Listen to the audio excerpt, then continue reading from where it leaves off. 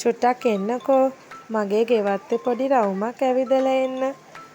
මේ තියෙන්නේ මගේ ඕලු පැලේ හැදුණු ලස්සන මලක්. ඉතින් ඔයාලගේ ගෙවත්තෙත් මේ වගේ පුංචි පලා වර්ග තියෙනවද? ඔයාලා වවාගත්තු. මේ තියෙන්නේ නම් අපේ ගෙදර පුංචි ගෙවත්තේ අපි හිටවල තියෙන සිංගප්පූරු පැලයක්. රෝස මුරුංග කියලා කියන්නේත් මේ පැලේටම තමයි. ඉතින් අපේ ආහාර වේලට එකතු කරගන්න අපි පුංචි පැලයක් වවාගෙන තියෙනවා. ඉතින් අපේ පුංචි ඉඩකඩේ වුණත් මේ වගේ පැලයක් වවා ගන්න පුළුවන්.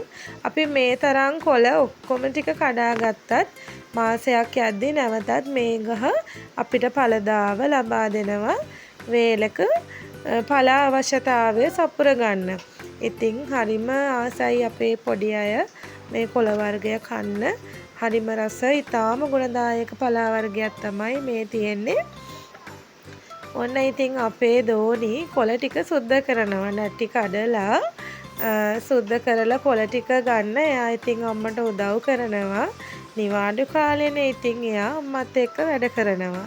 මේ තියෙන්නේ අපේ ගෙදර ගෙවත්තේ හැදිලා තියෙන අපේ ආච්චි තමා මේ ටික වගා කරේ මෑවැල් ටික. ඉතින් කොච්චි පැලයක්, අවුමිරිස් පැලයක් වගේ දේවල් පුංචි ගෙවත්තට එකතු කරගන්න එක ඇත්තටම අපේ ශරීර සෞඛ්‍යයට වගේම අපේ හිතටත් ගොඩක් හොඳයි කියලා තමයි මට නම් හිතෙන්නේ. මේ දවස්වල වැස නිසා චූටි ගොටුකොළ මුල් ඔයා තැනින් තැන හිටෙව්වොත් ඔයාලට හොඳ ඵලදාවක් ගන්න පුළුවන්.